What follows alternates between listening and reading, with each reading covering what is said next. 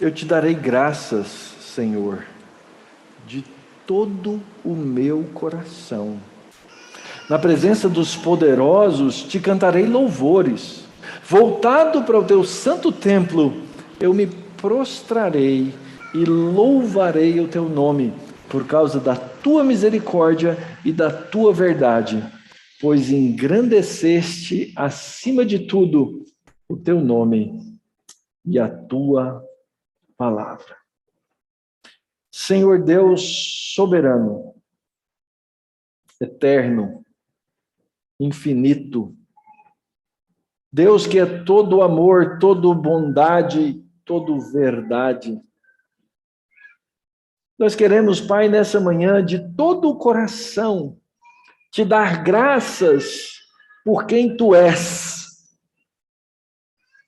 Queremos, ó Deus, na presença de todos, do universo que o Senhor criou, dos homens, dos reis, dos príncipes, dos poderosos, e também dos humildes, dos fracos e dos oprimidos.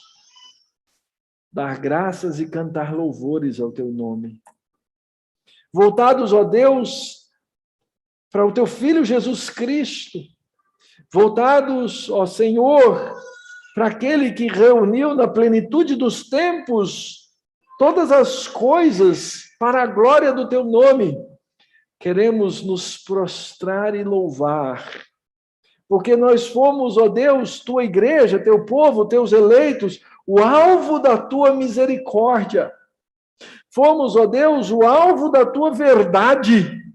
Nós queremos, Senhor, que nessas coisas todas, o teu nome seja engrandecido e a tua palavra seja reconhecida, a verdade que é do Senhor. É a oração que fazemos, ó Pai, teu povo, tua igreja, nessa hora, no nome de Jesus. Amém.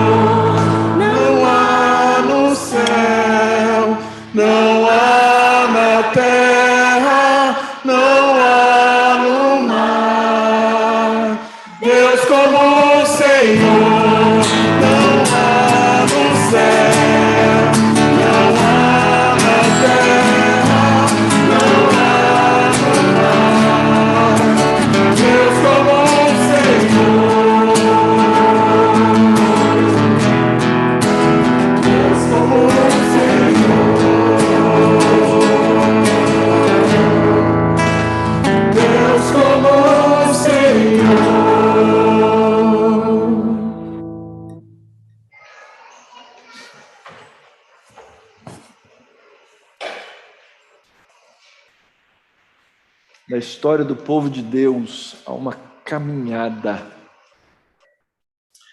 E essa caminhada passou pelo deserto e agora o povo de Deus está prestes a entrar na terra prometida. E essas são as palavras do Senhor pela boca do servo Moisés ao seu povo. Eis que eu lhes tenho ensinado estatutos e juízos, como o Senhor meu Deus me ordenou, para que vocês os cumpram na terra que passarão a possuir. Portanto, guardem e cumpram essas leis, porque isso será a sabedoria e o entendimento de vocês aos olhos dos povos que, ouvindo todos esses estatutos, dirão: de fato, este grande povo é gente sábia e inteligente. Pois que grande nação há que tenha deuses tão chegados a si como o Senhor nosso Deus, todas as vezes que o invocamos? E que grande nação há que tenha estatutos e juízos tão justos como toda esta lei que hoje eu lhes proponho? Tão somente tenham cuidado e guardem bem a sua alma, para que vocês não se esqueçam daquelas coisas que os seus olhos têm visto, e elas não se afastem do seu coração todos os dias da sua vida. Vocês também contarão isso aos seus filhos e aos filhos dos seus filhos. Não se esqueçam do dia em que vocês estiveram diante do Senhor, seu Deus, em Horebe, quando o Senhor me disse: reúna esse povo e os farei ouvir as minhas palavras, a fim de que aprendam a temer-me durante todos os dias em que viverem na terra, e também as ensinem aos seus filhos. Como o Senhor é bom, como Ele ensina o seu povo, e como Ele conduz a todos nós nessa caminhada. Adoremos ao Senhor. Senhor nosso Deus, nossa igreja, ó Pai, o teu povo está reunido agora, ó Deus, para louvar, honrar, glorificar e bendizer o teu santo nome, Pai. Te louvamos nesse dia que o Senhor mesmo reservou para que pudéssemos estar juntos, ó Deus, em um só louvor, em um só coração, te adorando, te bendizendo, ó Pai, por tudo que o Senhor tem feito, pela tua obra criadora, ó Pai, por tudo que o Senhor criou. O Senhor criou todas as coisas para a tua honra e para a tua glória, Pai. Nós te louvamos porque o nosso prazer está em servir ao Senhor, estar em glorificar o teu santo nome, e te pedimos, ó Deus, que o Senhor acrescente a cada dia nosso, Pai, esse desejo que o Senhor mesmo coloca em nossos corações, ó Deus, para podermos juntos estarmos louvando, glorificando e bendizendo o teu santo nome, Pai. Nós te agradecemos, ó Deus, pela obra que o Senhor fez, pela obra que o Senhor realizou através do teu Filho Jesus Cristo, ó Pai, que nos deu a salvação, pelo teu Santo Espírito, ó Deus, que nos convence do pecado, da justiça e do juízo, ó Pai. Te louvamos e te bendizemos porque o Senhor faz todas as coisas para o teu bem e o Senhor nos deu a salvação de graça pela obra do nosso Senhor e Salvador Jesus Cristo, ó Pai. Em nome dele que te oramos, te agradecemos e te louvamos. Amém. Amém. Povo do celeste Rei, que se alegra em seu louvor, saudai a estrela da manhã, ressurreto, redentor. Fale com a sua alma, irmão. Os salmos fazem isso, os cânticos fazem isso.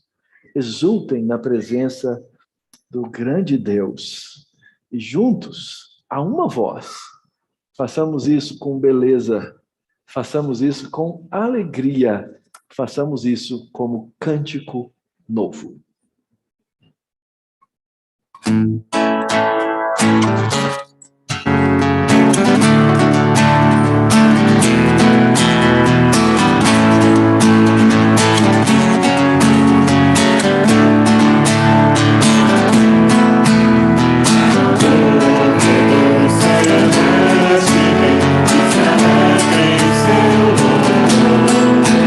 Saudai a estrela da manhã,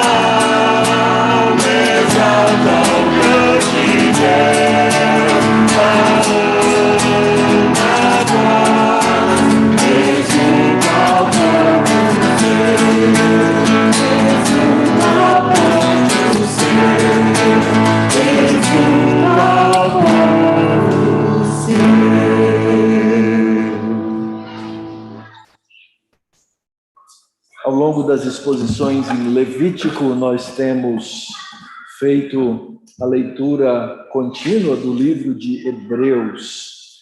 E hoje leremos parte do capítulo 9, Hebreus 9, versos 11 ao verso 28. Diz assim a palavra de Deus: Quando, porém, Cristo veio como sumo sacerdote dos bens já realizados, mediante o maior e mais perfeito tabernáculo, não feito por mãos humanas, quer dizer, não desta criação, e não pelo sangue de bodes e bezerros, mas pelo seu próprio sangue, ele entrou no santuário uma vez por todas e obteve uma eterna redenção. Portanto, se o sangue de bodes e de touros e a cinza de uma novilha, aspergidos sobre os contaminados, os santificam quanto à purificação da carne, muito mais. O sangue de Jesus Cristo, que pelo Espírito Eterno a si mesmo se ofereceu sem mácula a Deus, purificará a nossa consciência de obras mortas, para servirmos ao Deus vivo. Por isso mesmo, ele é o mediador da nova aliança, a fim de que os que foram chamados recebam a promessa da herança eterna, visto que houve uma morte para a remissão das transgressões que foram cometidas sob a primeira aliança.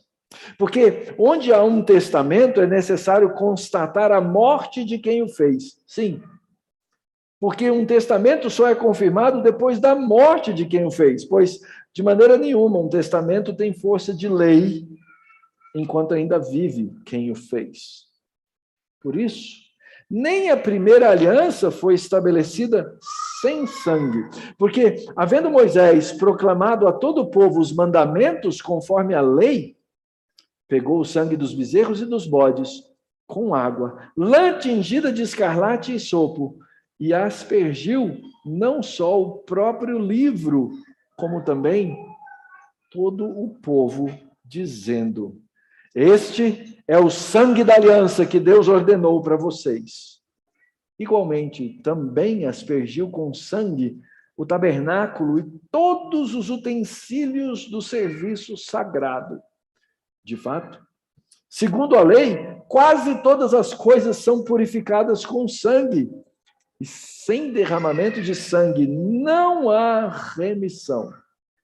Era necessário, portanto, que as figuras das coisas que estão nos céus fossem purificadas com tais sacrifícios, mas as próprias coisas celestiais requerem sacrifícios superiores àqueles, porque Cristo não entrou em santuário feito por mãos humanas, figura do verdadeiro santuário, porém no próprio céu, para comparecer agora por nós diante de Deus. Ele não entrou para oferecer a si mesmo muitas vezes. Como o sumo sacerdote entra todos os anos no Santo dos Santos com sangue alheio. Se fosse assim, ele precisaria ter sofrido muitas vezes desde a fundação do mundo. Agora, porém, ao chegar o fim dos tempos, ele se manifestou uma vez por todas para aniquilar o pecado por meio do sacrifício de si mesmo. E assim, como aos homens está ordenado morrerem uma só vez, vindo depois disso o juízo, assim também Cristo, tendo se oferecido uma vez por todas para tirar os pecados de muitos, aparecerá segunda vez, não para tirar os pecados, mas para salvar aqueles que esperam por ele. A teologia de Levítico, irmãos, e do sacrifício perene de Cristo está aqui feita, realizada por Cristo. Ele é o tabernáculo, ele é o sacerdote, o sangue é dele. para que o perdão definitivo nos pudesse ser dado. Assim, diante de Cristo, confessemos os nossos pecados. Senhor, como igreja, nós nos colocamos diante de Ti, sabendo que o Senhor é santo. E diante da Tua santidade, nós reconhecemos a nossa pecaminosidade. Reconhecemos que somos pecadores, reconhecemos que falhamos, que desobedecemos os Teus mandamentos e queremos clamar ao Senhor, o único que pode perdoar os nossos pecados, que nos perdoe. Clamamos ao Senhor que a Tua misericórdia se estenda sobre nós. E como Teu povo, nesta manhã, nós nos prostramos diante de Ti, sabendo que não poderíamos fazer nada, que não poderíamos dar nada, preço nenhum poderíamos pagar para recebermos a purificação, para recebermos a expiação, para recebermos a santificação.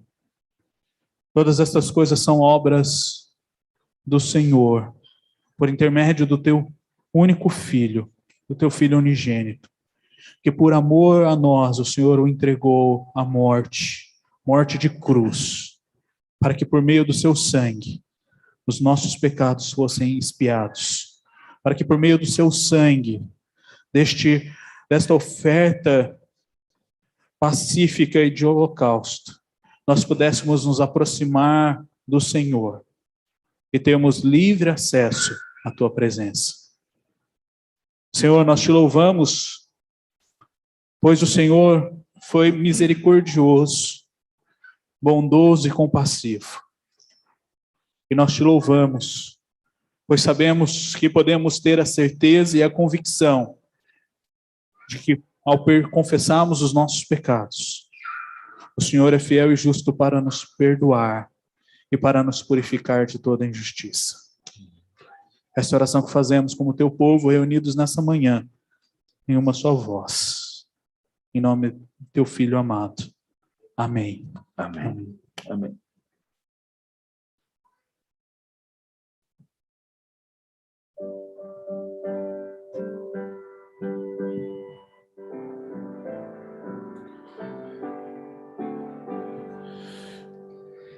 Mais de Cristo eu quero ter, seu ensino receber, ter da sua compaixão e da sua mansidão. Mais de Cristo, mais de Cristo, mais do seu puro e santo amor, mais do bondoso Salvador. Mais de Cristo eu quero ouvir, os teus passos prosseguir, sempre perto dele andar, seu amor manifestar. Mais de Cristo, mais de Cristo, mais do seu puro e santo amor, mais do bondoso Salvador.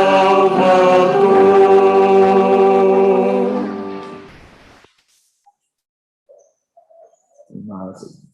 Blessings.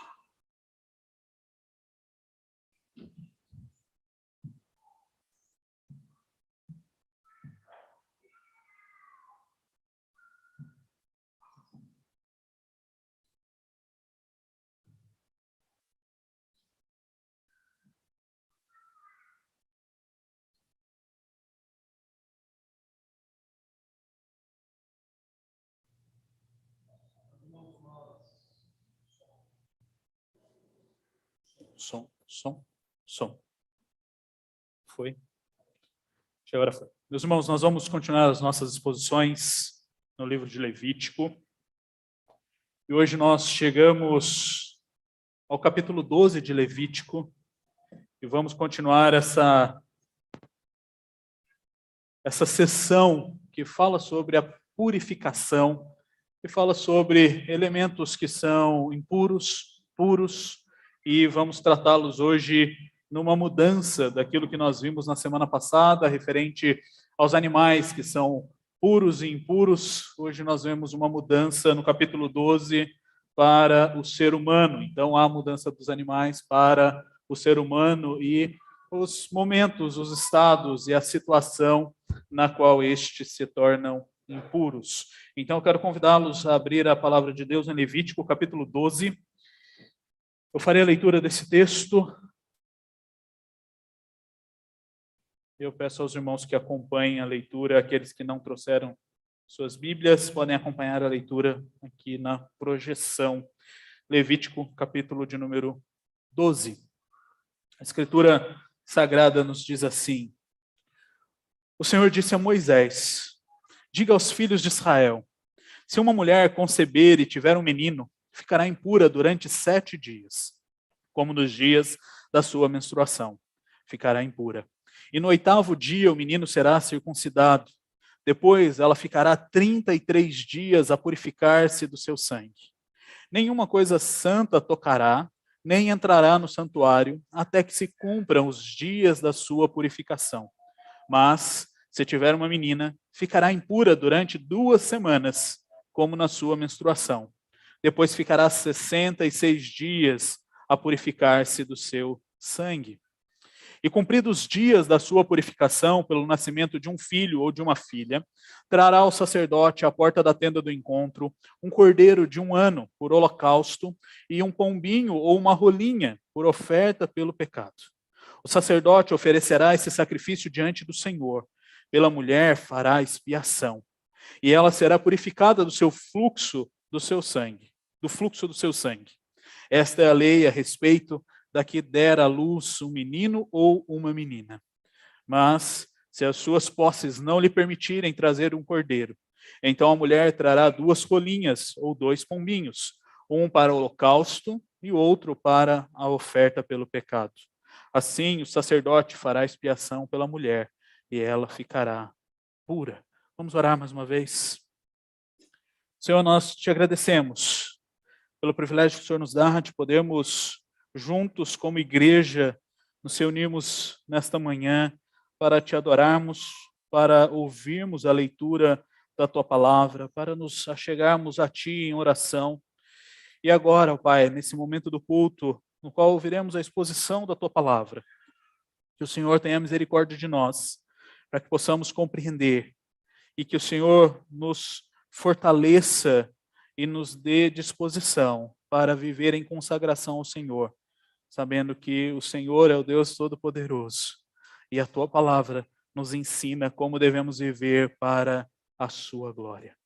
Essa é a oração que fazemos em nome do teu Filho amado Jesus Cristo. Amém. Amém. Queridos, nós estamos e começamos na semana passada esse terceiro bloco, na verdade, do livro de Levítico, que vai do capítulo 11 até o capítulo de número 15. E nesse terceiro bloco, nós vemos aqui as leis a respeito da purificação. Aquelas leis que vão ser dadas ao povo de Deus e as definições que vão ser apresentadas a respeito daquilo que é puro e daquilo que é impuro, daquilo que é santo e daquilo que é profano. E quando nós olhamos, né, na sessão anterior, lá no capítulo de número 10, nós vimos que esta era uma das principais atribuições do sacerdote. O sacerdote, ele deveria ensinar e ele deveria, então, passar para o povo aquilo que era santo e profano, aquilo que era impuro e puro, e eles deveriam ensinar os estatutos do Senhor para que, então, o povo pudesse andar de acordo com a vontade do Senhor. E nós chegamos àquele quadro, né, de entendermos um pouco aquilo que é sagrado e aquilo que é santo, aquilo que é impuro e aquilo que é puro. E nós vimos na semana passada que muitas vezes aquilo que é determinado como impuro não quer dizer que seja pecaminoso. Então, muitas vezes, e muitas das descrições que nós vimos a respeito dos animais, e vimos na semana passada que talvez algumas delas não fariam nem muito sentido hoje no que seria puro, ou por que seria impuro ou puro, mas nós vimos que o Senhor, então, dá essas leis ao povo e dá essas descrições para que o povo pudesse estar diante dele em santidade. Então, nem sempre a impureza significa pecaminosidade. E quando nós chegamos no capítulo de número 11, nós vimos exatamente isso, que o povo de Deus, e como povo de Deus, nós deveríamos nos submeter a Deus e a sua palavra, nós deveríamos nos separar das formas do mundo e viver uma vida de adoração ao Senhor, refletindo a sua santidade. E aquilo que nós consideraríamos puro seria aquilo que Cristo considerou puro. A nossa vida deveria ser para a glória de Deus. E isso iria ser um reflexo na nossa vida, vivendo diante do Senhor em santidade. E quando nós chegamos, enfim, no capítulo de número 12, nós podemos ver aqui um exemplo muito claro de algo que era considerado impuro, que passaria por todo um ritual, mas que não era pecaminoso, que não era pecado. E aqui o texto ele está falando sobre a mulher ao dar à luz, e ela coloca tanto a descrição para o filho quanto para a filha, menino ou menina, e mostra todo esse período de purificação. E quando nós lemos esse texto, talvez a gente pare e olhe assim, pastor, o que isso tem a ver com a minha vida? Principalmente os homens, né? Que não vão menstruar, que não vão dar à luz, que não vão ficar um período separados por causa do fluxo de sangue. Lá no capítulo 15, a gente vai voltar e vai falar dos homens. Mas talvez esse texto não faça tanto sentido. E domingo passado, após o culto, eu brinquei com a menina do Mauro. Uau! Uma experiência interessante, um texto interessante. E como que nós aplicamos isso à nossa vida? Como que nós entendemos aqui e como nós extraímos aplicações a respeito de viver de acordo com a vontade do Senhor nesta determinação que o Senhor dá a respeito da impureza após o nascimento. E aqui a minha ideia nesta manhã é passar com vocês o que o texto está dizendo. Essas duas divisões do texto, do verso 1 até o verso 5, e depois do verso 6 até o verso 8, e entendermos como isso se aplica à nossa vida. Então, o texto ele vai descrever na sua primeira parte aquilo que acontece com a mulher após dar à luz. E aqui o texto ele começa com aquela distinção, né, com aquele tópico que separa cada uma das seções do livro de Levítico. O Senhor disse a Moisés. E ele coloca, se a mulher conceber. E queridos, aqui nós não estamos falando de algo pecaminoso. Nós estamos falando de algo que o próprio Deus havia ordenado. Quando lemos Gênesis, nós vemos o Senhor dizendo a Adão e Eva, vocês precisam multiplicar. Quando olhamos lá em Gênesis 3, nós vemos que ela daria luz a filhos. Quando lemos o Salmo de número 127, o Salmo 128, nós vemos que os filhos são herança do Senhor.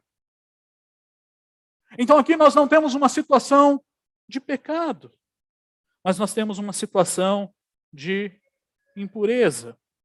E quando a gente pensa nesse primeiro tópico, nós precisamos entender que nós precisamos desenvolver pureza.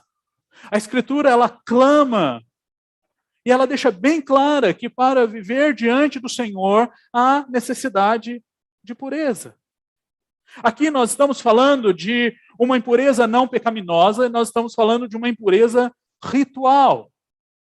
Aquela mulher, ela não poderia fazer o processo de adoração ao Senhor no sistema sacrificial. Ela não poderia ir apresentar ali a oferta de holocausto, ela não poderia ir e oferecer oferta pelo seu pecado, ela não poderia oferecer oferta pacífica dentro desse período que ela estava tendo o seu fluxo de sangue. Ela estava impura. E o ponto da sua impureza é exatamente relacionado ao sangue. Quando nós olhamos para a Escritura e olhamos para o livro de Levítico, e nós já vimos aqui diversas vezes a questão do sangue, o sangue era algo extremamente importante para o Senhor. Vocês se lembram por quê? O que o sangue representa? Faltaram os sermões de Levítico. O sangue representa a vida. E a vida pertencia a quem? A Deus. E essa mulher, então, ao ter o seu fluxo de sangue, e nós vamos ver que depois vai haver as leis a respeito da menstruação, do período de menstruação, e aos fluxos de líquidos também a respeito do homem, lá no capítulo de número 15. Mas aqui nós vemos que ao sair sangue, ela estava incompleta. A vida estava se transformando em morte. Aquele sangue não fazia mais parte do todo do seu corpo. E ela estava, então, impura diante do Senhor. Mas ela não estava em pecado. E é interessante quando nós olhamos para essa diferença. Essa semana eu fiz uma pergunta para o Fernando Mauro, né? E talvez a gente possa pensar e começar a desenvolver isso. Nenhum comentarista vai trazer isso de maneira específica. Mas talvez hoje nós não tenhamos objetos de impureza e momentos e situações de impureza que não sejam pecaminosas.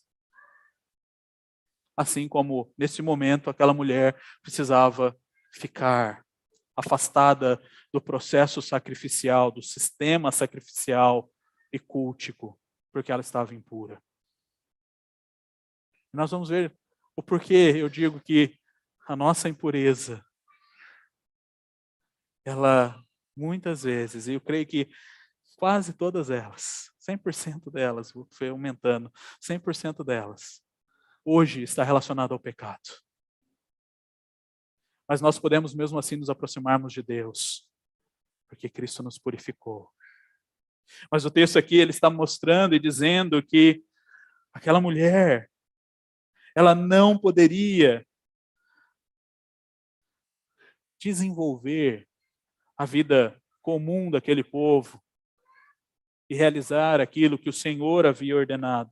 E o texto vai mostrar, primeiro começando pelo menino, e depois pela menina, que aquela mulher precisaria ficar um tempo afastada para então desenvolver o período de purificação, o período de limpeza. Mas quando nós nos deparamos com o verso de número 3 aqui, nós vemos uma exceção sendo feita.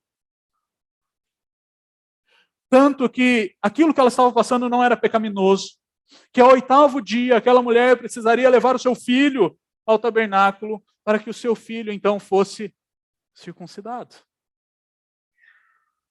E é interessante quando nós pensamos nesse processo ritual da circuncisão, ele não era um processo de purificação. Então aquele menino, aquela criança, a Bíblia não fala que tanto ele quanto ela estavam impuros, apenas a mãe. E o ritual da circuncisão era um ritual de iniciação na aliança do Senhor, onde aquela criança passaria a ser reconhecida como parte da comunidade de Israel. E aqui nós podemos ver que os filhos são herança do Senhor, e o Senhor vai manter a aliança que ele havia feito com Abraão. Se você olhar lá em Gênesis, no capítulo 17, você vai ver que Deus, ele, para separar o seu povo, para marcar o seu povo, para diferenciar o seu povo das demais nações, ele disse para Abraão, olha, esse vai ser o sinal. Todos os homens serão circuncidados. E a partir desse momento, ao 8º dia, a criança precisa ser apresentada e ela então vai ser circuncidada. A circuncisão era uma prática em outros povos, mas não tão cedo como no povo de Israel.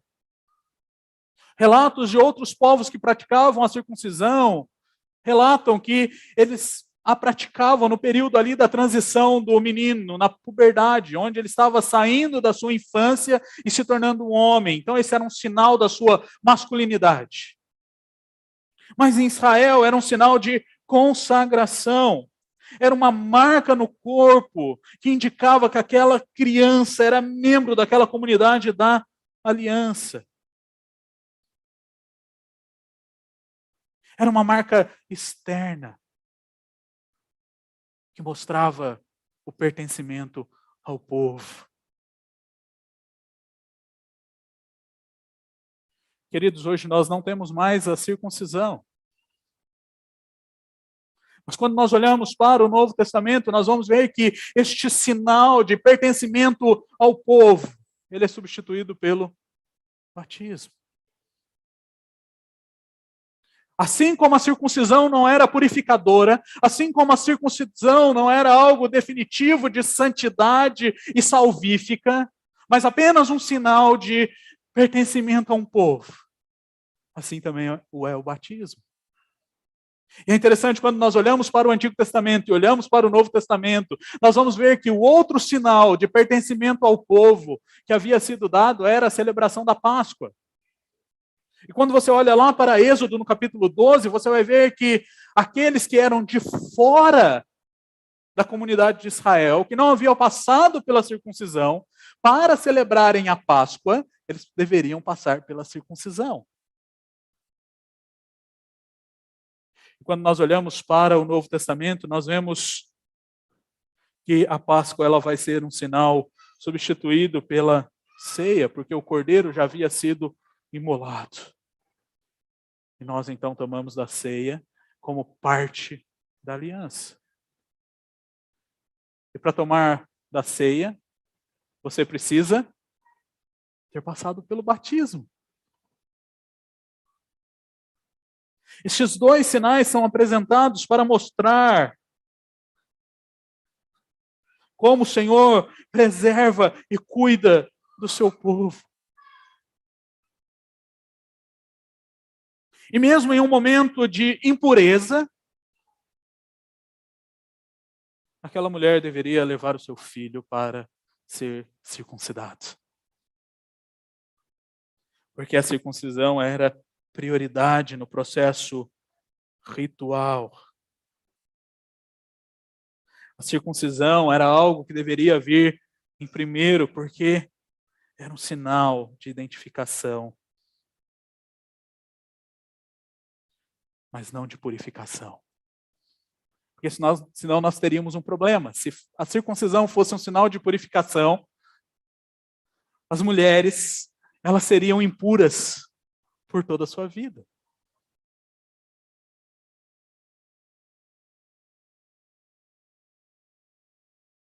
E nós vemos logo em seguida essa diferença que é feita aqui no texto. E se você olhar lá para o verso de número 3 em diante, você vai ver então que quando ela der à luz a um menino, depois de 7 dias, então ele é circuncidado.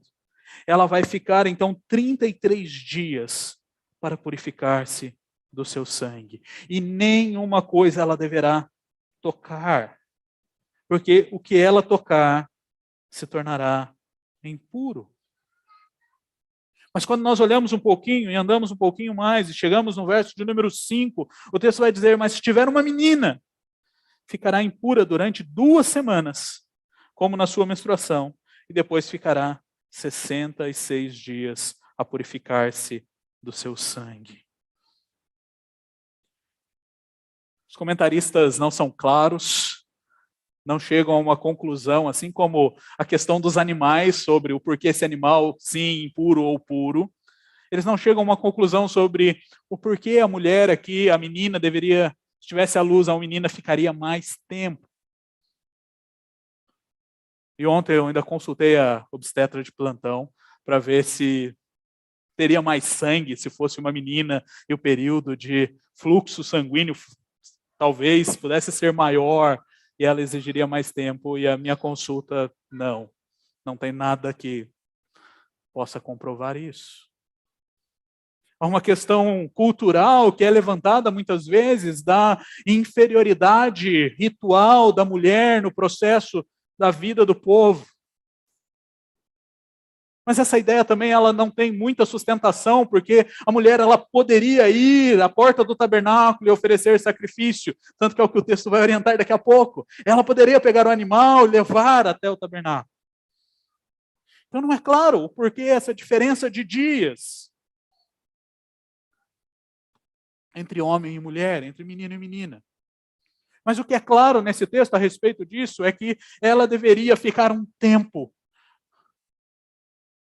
para se purificar.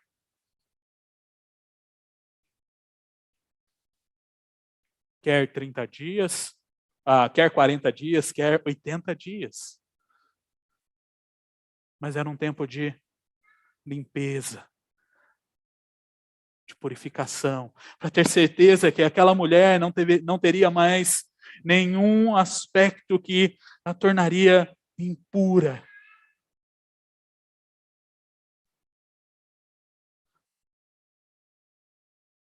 Isso nos mostra a necessidade diante do Senhor de pureza.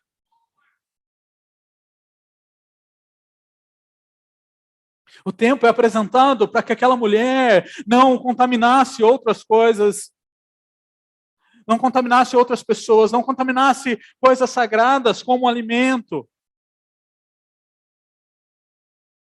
Para que ela pudesse estar diante do Senhor pura, ritualmente falando. E queridos, diante dessa necessidade de pureza, o texto vai nos mostrar que para que essa pureza, então, fosse reconhecida e acontecesse, haveria necessidade de reconciliação e de purificação. E a partir do verso de número 6, o texto começa a trabalhar aquilo que iria acontecer quando os dias, então, fossem cumpridos. Então, verso de número 6, e cumpridos os dias da sua purificação pelo nascimento de um filho ou de uma filha. O texto vai dizer que trará então ao sacerdote a porta da tenda do encontro, um cordeiro de 1 ano por holocausto e um pombinho ou uma rolinha por oferta pelo pecado. Aqui nós nos deparamos com o segundo período de purificação.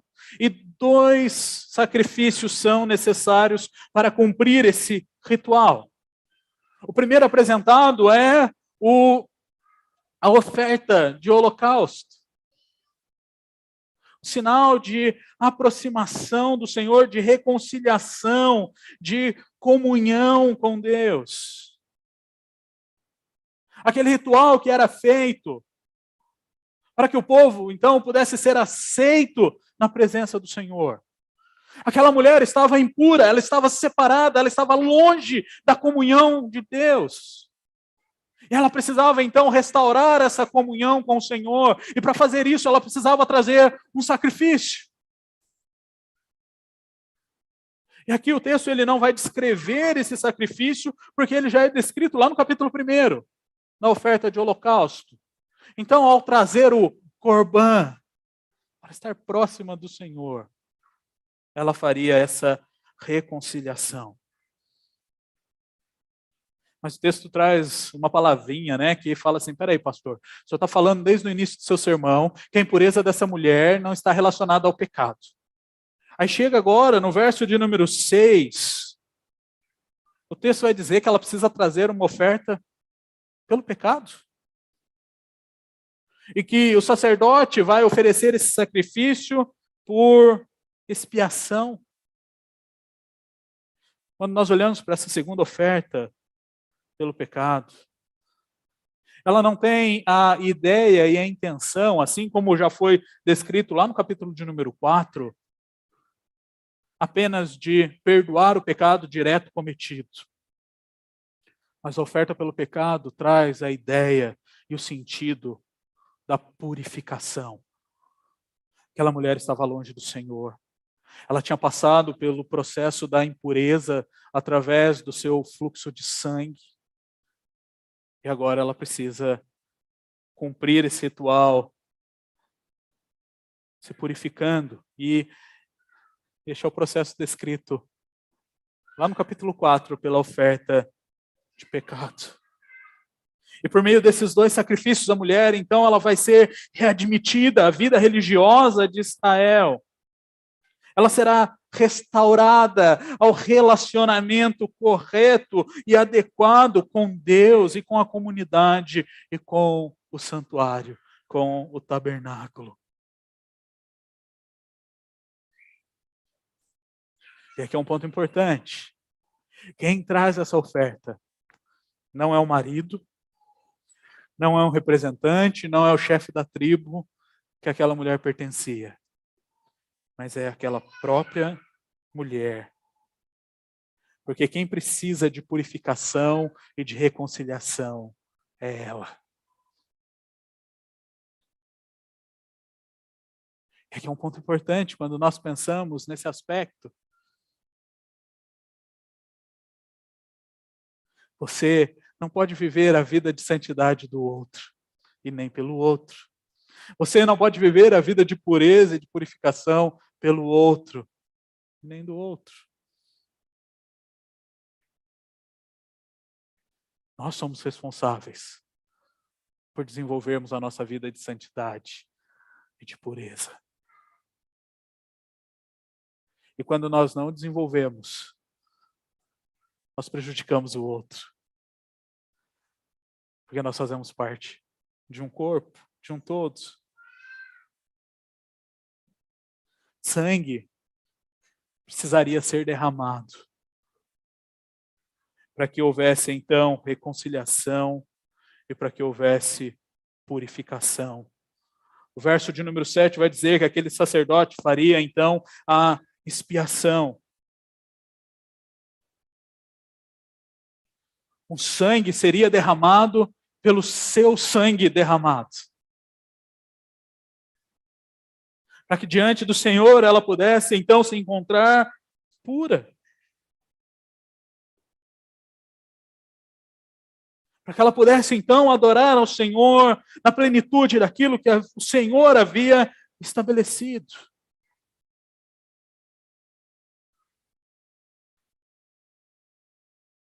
E ela, então, seria purificada.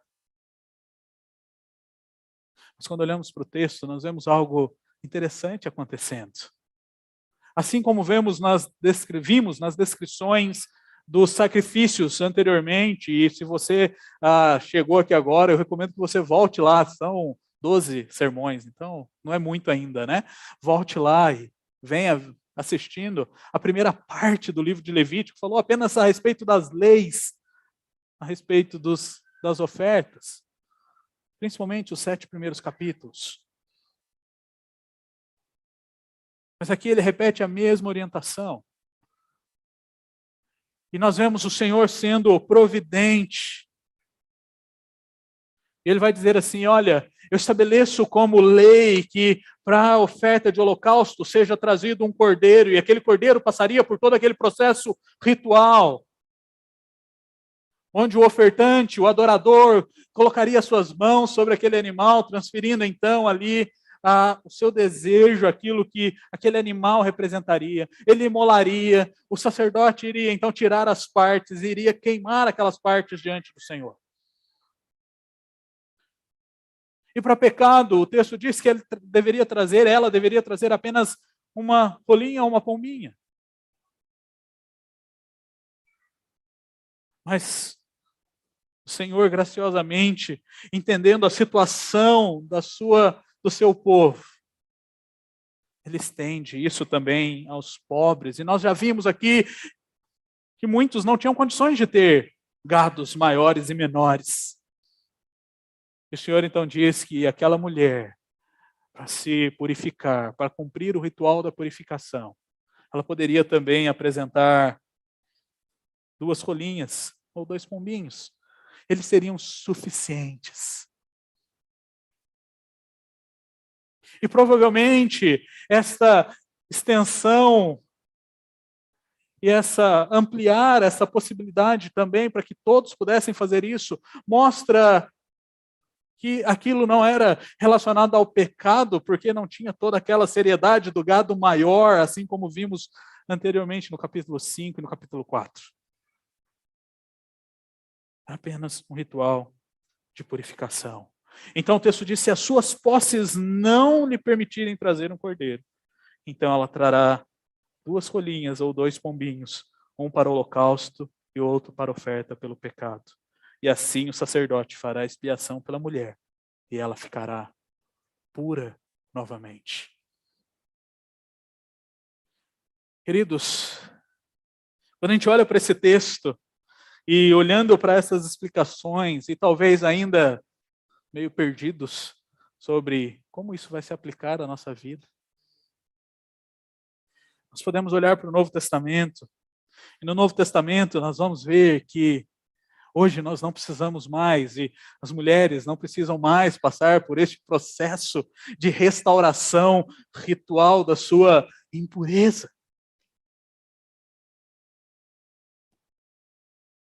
E aqui se estende também aos homens, que vamos ver lá no capítulo 15, muita propaganda do capítulo 15, mas lá no capítulo 15.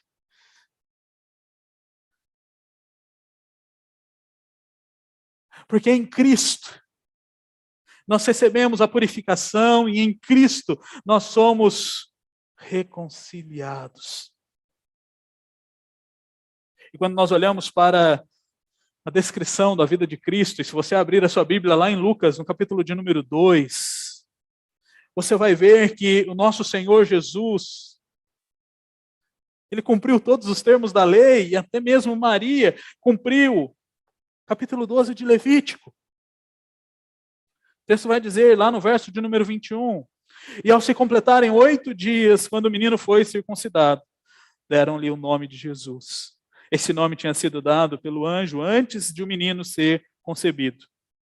Passados os dias da purificação deles, segundo a lei de Moisés, 33 dias depois da circuncisão, completados seus 40 dias, levaram o menino a Jerusalém para o apresentar ao Senhor, conforme o que está escrito na lei do Senhor. Todo primogênito será consagrado. E também foram para oferecer um sacrifício, segundo está escrito na referida lei, 1 par de rolinhas e 2 pombinhos. Aqui nós vemos que a vida de Cristo não foi uma vida majestosa, num palácio real, porque a sua família, a sua mãe, levou para o holocausto a oferta que estava sendo destinada e prescrita para aqueles que não tinham posses.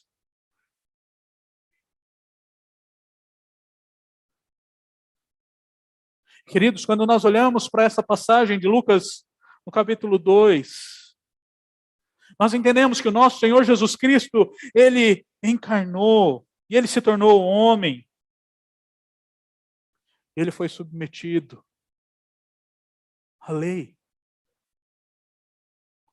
Ele foi circuncidado ao 8º dia. A sua mãe cumpriu o sacrifício que estava estabelecido pela lei de Moisés. Vemos que o nosso Senhor, ele foi criado em um lar que honrava a palavra de Deus e observava os ensinamentos da Escritura. Assim como a gente olha lá no verso 41, até o final do capítulo 2 de Lucas.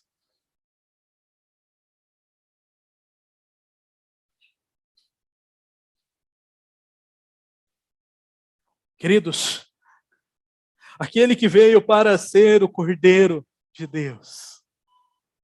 Assim como Paulo vai nos lembrar em Gálatas, ao escrever aos Gálatas, ele cumpriu plenamente toda a lei, todo o ritual, para que então ele pudesse, por meio da sua morte, do seu sangue derramado na cruz, fazer a purificação espiritual do seu povo.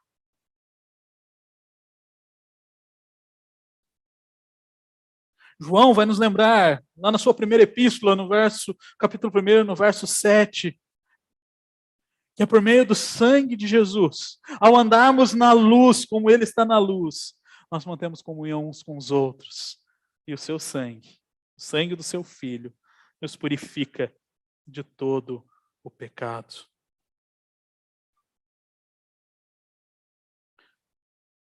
Quando lemos Paulo escrevendo aos Colossenses, nós somos lembrados que nós somos circuncidados em Cristo Jesus.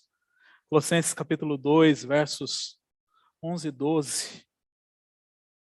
A Escritura diz assim: nele também vocês foram circuncidados, não com uma circuncisão feita por mãos humanas, mas pela remoção do corpo da carne, que é a circuncisão de Cristo, tendo sido sepultados juntamente com Ele no batismo, no qual vocês também foram ressuscitados por meio da fé no poder de Deus, que o ressuscitou dentre os mortos.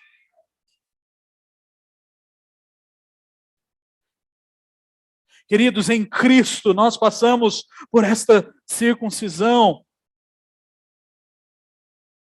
Em Cristo, nós passamos por esta reconciliação.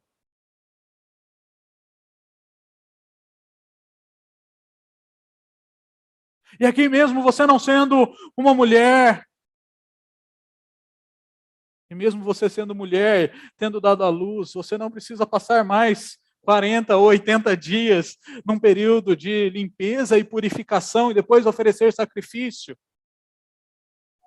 Você não precisa se afastar da comunhão do Senhor, porque Cristo Jesus, por meio do seu sacrifício, nos deu livre acesso à presença de Deus. Por meio do seu sacrifício, Ele faz aquilo que nós não poderíamos fazer por causa dos nossos pecados. Ele nos reconcilia. Nosso pecado nos separa. O nosso pecado nos torna impuro.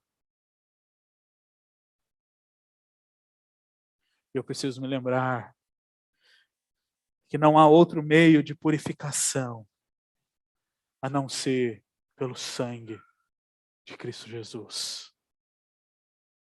Porque Ele nos purifica tanto ritualmente, nós não precisamos mais cumprir o rito do sistema sacrificial estabelecido em Levítico, porque Cristo cumpriu cabalmente. Quanto moralmente, quando pecamos, nós temos alguém que nos purifica de todo pecado. Esse alguém é Cristo. Esse alguém é Cristo. Então, ao lermos Levítico capítulo 12, nós precisamos nos lembrar que há necessidade de vivermos vida pura diante do Senhor. O Senhor exige de nós pureza. E o Senhor graciosamente providenciou a reconciliação e a purificação por meio do sangue de Cristo. Não há outro intermediário, não há outro meio. E diante disso, nós nos lembramos daquilo que nós acabamos de ler. Em Hebreus, capítulo de número 9.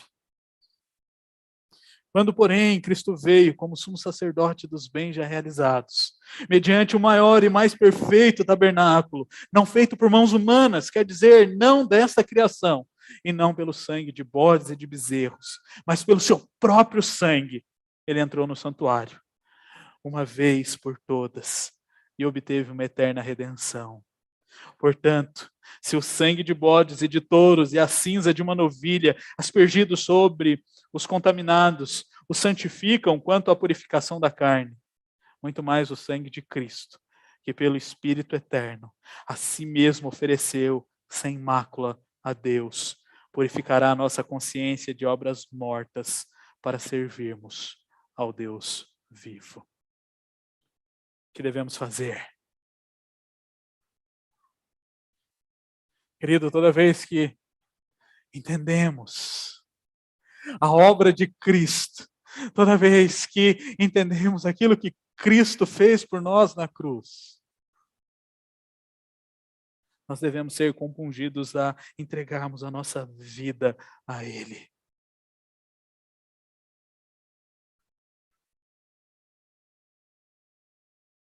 Então, se você ainda tem o entendimento que você pode fazer algo pelas suas próprias mãos para se santificar e se purificar, se você ainda acha que há outro Salvador, que há outro mediador, quero dizer para você nessa manhã que não há e que você não pode. É somente por Cristo.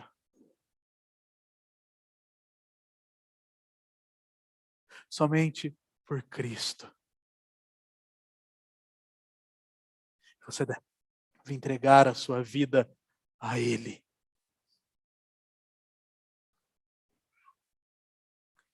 Nós fazemos isso após entregarmos a nossa vida a Ele, você que já o professou como Senhor e Salvador da sua vida. Você faz isso se abstendo da impureza. E como eu vou me abster da impureza, pastor? Primeiro, obedecendo a lei de Deus. Quando nós quebramos a lei de Deus, nós nos tornamos desobedientes e nós quebramos o relacionamento com Deus. Isso faz de nós impuros, ímpios. Aqueles que não pertenciam ao povo de Deus eram considerados ímpios, impuros. Os gentios eram impuros, porque eles não viviam debaixo da lei de Deus. Então, para se abster da impureza, você precisa viver vida obediente à lei de Deus. Para se abster da impureza, você deve desenvolver vida de piedade.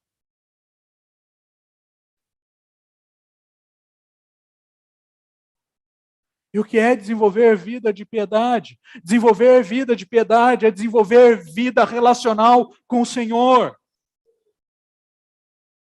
É desenvolver uma vida de um relacionamento íntimo com aquele que enviou seu Filho para nos purificar e para nos reconciliar consigo mesmo.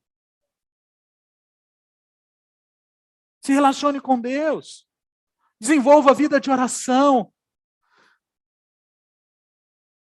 Desenvolva relacionamento pactual. Como que você se abstém das impurezas? Desenvolvendo aquilo que Paulo vai escrever aos Filipenses, desenvolvendo a sua salvação.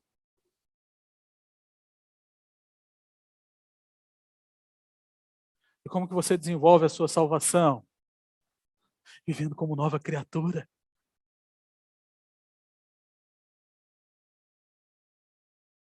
Obedecendo aquilo que o Senhor ordenou lá na grande comissão.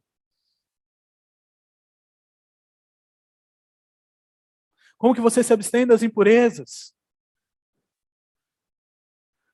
Desenvolvendo relacionamento pactual. Relacionamentos que vão te levar ao aperfeiçoamento dos santos, assim como Paulo orienta os colossenses.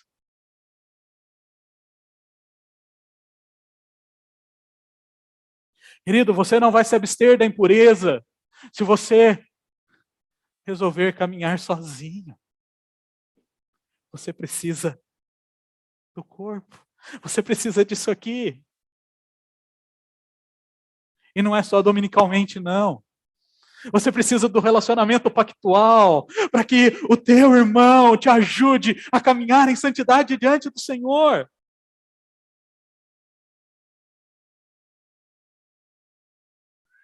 Nós precisamos da igreja.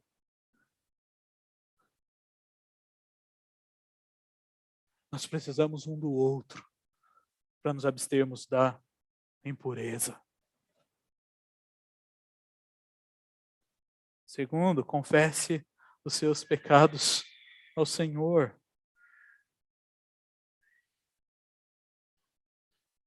Queridos, nós não temos aqui um confessionário. Nós não temos aqui um momento no qual eu ou o reverendo Mauro ou um dos nossos presbíteros se assentam numa cadeira para ouvir a sua confissão de pecados.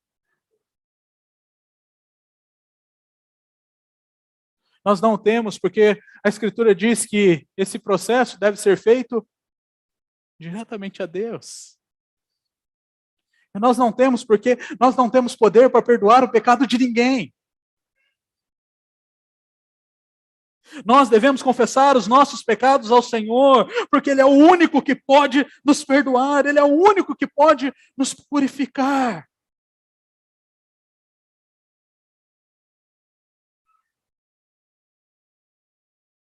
O sangue de Cristo derramado na cruz é suficiente. Suficiente, eficaz. Nada mais é necessário para que os nossos pecados sejam perdoados. Então precisamos confessar.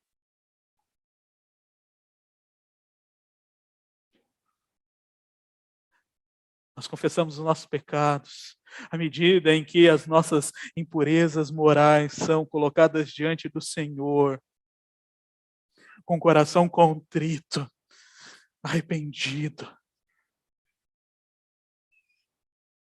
Confessar pecado não é simplesmente falar, pequei.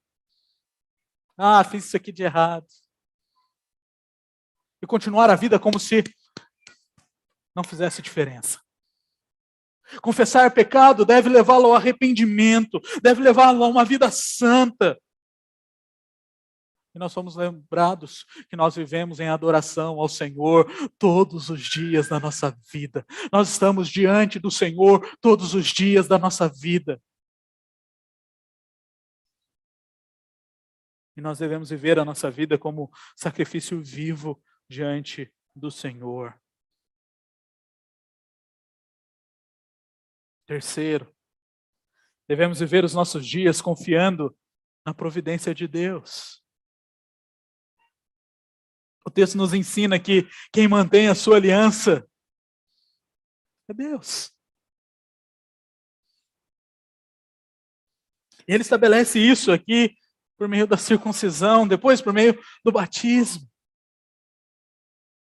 E nós continuamos fazendo parte deste povo de Deus, que o Senhor Deus sustenta. Independente da classe social, independente da sua etnia, da sua nacionalidade, independente daquilo que você pode dar ou não, o Senhor providencia todos os meios necessários para que você possa se relacionar com Ele. Ele enviou o seu Santo Espírito para habitar em você. Eu vou falar algo importante aqui. Você não está aqui hoje porque você olhou e falou assim, nossa, eu sou muito bom e hoje eu estou com muita vontade de ir ao culto.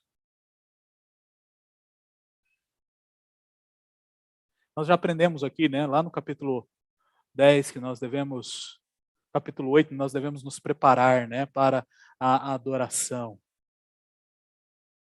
Então você se preparou, não foi dormir mais cedo ontem porque você gosta e fala, nossa, tem... Não. Porque provavelmente, assim como eu, muitas vezes, você acorda tão esbaforido na manhã dominical, que se dependesse de você, você não saía nem da cama. Se dependesse de você, você ligaria a televisão e aí iria assistir um esporte, ou iria acordar mais tarde, ia para o parque, aproveitar o sol. O Senhor providenciou até mesmo este meio para nos relacionarmos com Ele, com o seu povo.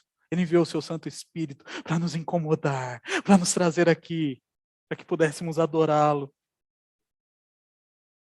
Ele providenciou o Cristo, para que tivéssemos então livre acesso à sua presença, pudéssemos viver uma vida santa. E por último, diante do texto de Levítico 12, da necessidade de vivermos vidas puras, diante da necessidade da reconciliação e da purificação, nós devemos viver uma vida santificada. Juntos aqui, como igreja, nós vamos declarar, cantando o hino de número 131, aquilo que nós precisamos fazer para vivermos uma vida santificada, para vivermos vida de santidade diante do Senhor. Vamos nos colocar em pé, cantarmos ao Senhor.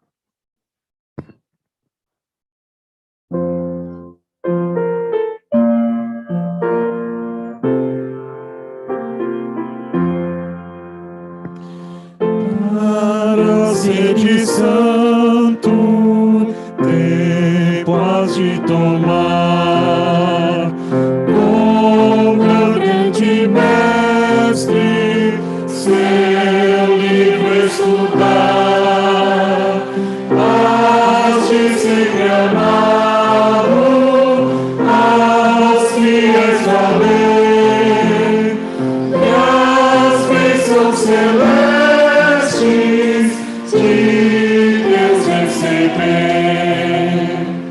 Para seres puro, tempo has de encontrar as sós com teu mestre, muito frequente será. Teu olhar bem fito, nele sempre ter, teus atos provando seu grande poder. Para seres forte, tempo has de buscar, ao mestre seguindo, por onde guiar, no gozo ou tristeza, sempre obedecer ao seu bom conselho, com fé recorrer. Para seres útil, tempo has de guardar, ser calmo e paciente em todo lugar, ter a sua graça e mostrar amor, contente e submisso aos pés do Senhor.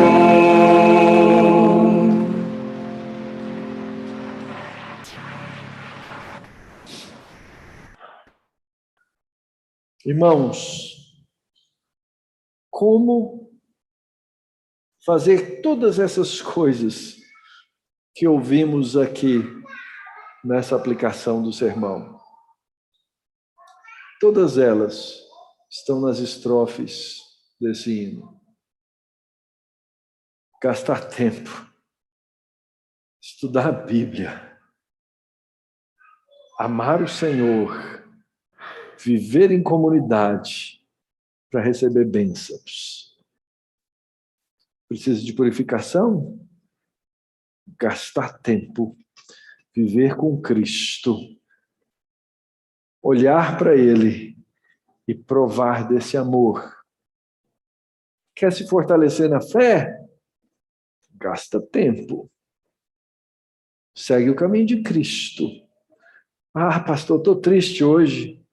Não quero obedecer. Não funciona assim, irmãos. Conselho de Cristo. Sempre recorrer. Mas o crente não faz só essas coisas. Ele quer ser útil no reino de Deus. Ele quer fazer as coisas do reino de Deus. O que você faz, gente? Gasta tempo. Isso que significa o quê, irmão? Que se você sair aqui hoje desse culto e desligar a chave, dizer assim, ok, já ouvi, vou fazer as minhas coisas hoje. O reverendo Jonatas gastou muitas horas estudando esse texto. Gastou 1 hora aqui expondo o texto para você jogar fora tudo que foi feito. Se você desligar a chave. Se você mantiver a chave. Isso vai te ensinar calma, paciência em todo lugar. Receber a graça e mostrar amor, vivendo submisso aos pés do Senhor. Pai bendito, nós te agradecemos pela tua palavra santa, bendita, maravilhosa, agradável. Nós te agradecemos, ó Deus, porque o Senhor providenciou tudo o que nós precisávamos para viver dessa maneira santa e pura. Te agradecemos, ó Deus, porque em Cristo nós fomos libertos da necessidade das coisas temporárias e daqueles atos e sacrifícios certamente cansativos que nossos irmãos do passado precisavam fazer, para que na liberdade de Cristo pudéssemos sim oferecer sacrifício vivo, santo e agradável ao Senhor. O culto que te prestamos todos os dias e que de maneira especial, nesse dia de deleite, como igreja e corpo, prestamos ao Senhor. Pai, nos ensina a lutar contra a displicência do nosso coração, que nos faz entender e sentir que somos mais importantes que a tua palavra, que somos mais importantes que a adoração, que somos mais importantes do que a comunidade. Para entendermos, ó Deus, que os meios de graça que o Senhor colocou diante de nós são fundamentais para o desenvolvimento da nossa vida espiritual, individual e comunitária. Tem misericórdia de nós, Senhor. Nós rogamos, ó Pai, continuamos o ministério da intercessão. Rogamos pelos nossos irmãos nas diferentes condições de missão. Reverendo Henrique, Sheila e Eduardo, usa de misericórdia sobre eles. Continuamos, ó Deus, continuamos a interceder pelos nossos irmãos no preparo para o ministério. Luiz e o Felipe. Continuamos, ó Deus, a rogar o consolo e a agradecer a maneira maravilhosa como o Senhor nos tem consolado. Obrigado, Pai, pelo consolo que trouxe sobre a Dani e o Rafa, na dor, na perda. Obrigado, Senhor, porque o Senhor é bondoso. Continuamos a rogar pelos irmãos enfermos, adoentados, seja no corpo, seja no coração, Pai, para que sejam levantados e sustentados pelo Senhor. Pai, obrigado pela nossa escola dominical no dia de hoje, com as crianças e com os adultos. Senhor, nos estimula a aprender mais a palavra para vivermos vidas mais santas, Pai. Abençoa nossas famílias, abençoa os novos membros da nossa igreja e aqueles, ó Deus, que estão no processo de se decidir pela membresia, para que se comprometam com o teu povo. Pelas mamães grávidas, Jaqueline, Roberta, Bárbara, Apri, guarda-as, ó Deus, na tua presença, sustenta-os nesse tempo. Abençoa a igreja no Brasil, Pai. Abençoa a nossa igreja local. Abençoa as igrejas locais dos irmãos que nos visitam aqui hoje. que essas comunidades sejam ricamente abençoadas pelo Senhor. Que elas, ó Deus, sejam fortalecidas pela tua palavra e o teu Espírito. Senhor, nós rogamos pelo nosso país, pelos governantes, pelas eleições vindouras, e rogamos, ó Deus, que a tua graça e a tua misericórdia esteja sobre o Brasil, esteja sobre o teu povo em outros lugares, esteja sobre as outras nações com a tua igreja presente, esteja, ó Deus, sobre as situações de guerra, de morte, de dor e tristeza, que o Senhor use de graça. Essa é a oração que faz o teu povo, essa é a oração que faz a tua igreja nesse dia, Pai. No nome de Jesus, o Redentor. Amém. E a vós outros que não erais povo, mas agora sois povo de Deus, que não tinhas alcançado misericórdia, mas agora alcançastes misericórdia. Que o Senhor vos abençoe e vos guarde. Que o Senhor faça resplandecer o rosto sobre vós e que o Senhor tenha misericórdia de vós. E que sobre vós o Senhor levante o seu rosto e vos dê a paz. No amor de Deus o Pai, na graça de Jesus o Filho e na comunhão do Espírito Santo, hoje e sempre. Amém. Sentemos.